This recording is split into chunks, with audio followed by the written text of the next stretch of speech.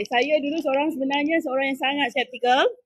Orang introduce Alora pada tahun 2019 Januari. And guess what?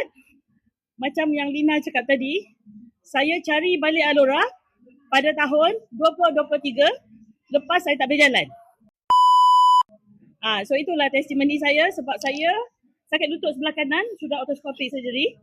After the surgery, saya ambil early retirement. Saya dulu kerja bank 26 tahun. Lepas tu bila kawan introduce dengan Alora, I was so skeptical.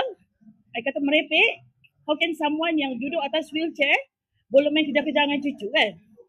So, nak jadikan cerita, Allah tunjukkan, Allah lorongkan jalan pada saya walaupun sebenarnya saya dah okey boleh jalan tanpa tongkat, tapi saya still tak boleh jalan jauh dan saya tak boleh berdiri lama.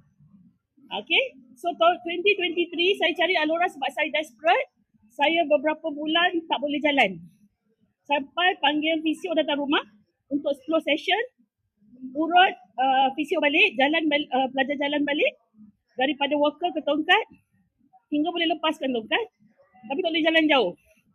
So pada siapa yang pernah tengok saya pergi trip dulu bila RCM Kecum cakap dengan saya, sebab saya skeptical kan. Saya nak pakai je, saya desperate tapi saya tak percaya.